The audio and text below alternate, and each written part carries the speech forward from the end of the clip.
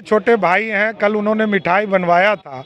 हम आग्रह करेंगे कि सब मिठाई लेकर भारतीय जनता पार्टी के कार्यालय में आ जाइए, सब कार्यकर्ता को खिलाइए। तुम 7 पार्टी मिलो, 107 पार्टी मिलो, क्या हुआ? सबको मुक्की खानी पड़ेगी। बिहार में उपचुनाव को लेकर जिस तरह से सरगर्मी था, आज थम चुका है। रिजल्ट आ चुका है।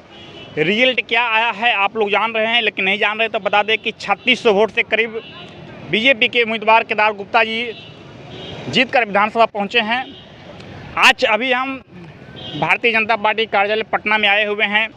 यहाँ पे लोग बीजेपी के कार्यकर्ता पटाखा फोड़ रहे हैं, गुलाल उड़ा रहे हैं, दिवाली मना रहे हैं। लेकिन इस पूरे चुनाव में जो देखने को मिला उस पर हम थोड़ा सा चर्चा करने का प्रयास करते हैं कि जिस तरह से तीसरे मोर्चा के रूप में मुकेश सहनी ने फील्ड में नीलाभ कुमार को उतारा था, आज जिस तरह से भूमिहार के तमाम फेसबुकिया नेता, आशुतोष कुमार कर लिया जाए या तमाम नेता जो कि कुर्नी विधानसभा में प्रचार में गए थे और बड़े बड़े दावा कर रहे थे कि इस बार बीजेपी का और महागठबंधन के प्रत्याशी जेडीयू का जमानत जब्त करके और मुकेश सहनी अपना प्रत्याशी नीलाभ कुमार को जिताएंगे। लेकिन सबका धरा का धरा रह गया। मात्र 5000 के करीब मुकेश सहनी के प्रत्याशी नीलाभ कुमार सिमटते दिख रहे हैं, मतलब दिख ही गए हैं।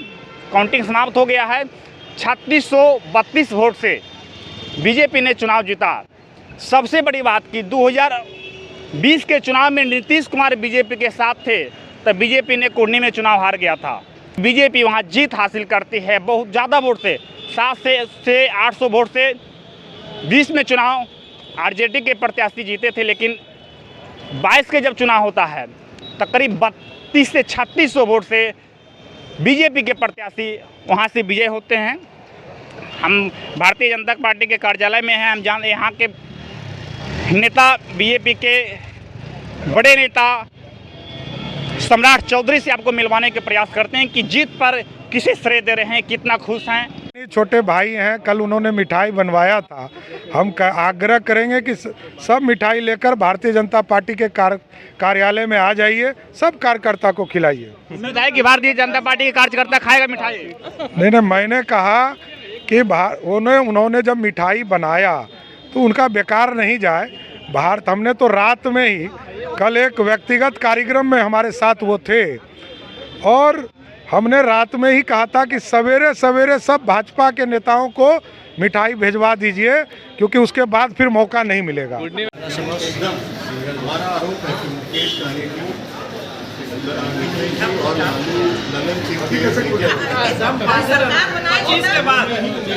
सरकार बनेगी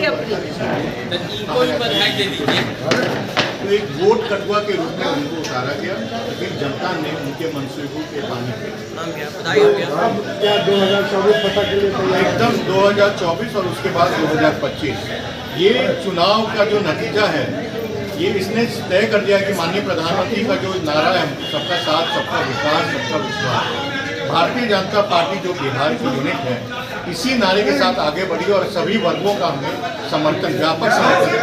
7 दलों का गठबंधन है, 54 अरे 7 गठबंधन हो, 127 गठबंधन लेके आएगा, वो भी नरेंद्र मोदी जी के नेतृत्व में बिहार जीतेंगे। ये स्पष्ट तौर पर पूरी तरह स्थिति स्पष्ट होगी। ये चलो कि पर भाजपा नहीं, अकेला नहीं है, हमारे साथ भी चिराग पासवान जी है और भी छोटी छोटी पार्टियां हम लोगों के साथ है। हम सबके साथ सबकी विकास करते हैं। कल तक नीतीश कुमार जी का भी सम्मान हम ही लोग कर रहे हैं। नीतीश कुमार जी तो चुनाव में 3 सभा करते थे और हमारे प्रधानमंत्री अभी गुजरात में जरूरत पड़ा तो 8 सभा एक दिन में करने का काम। नीतीश कुमार जी बिहार से अप्रासंगिक हो चुके हैं, यह स्पष्ट हो गया। बधाई हो साहब।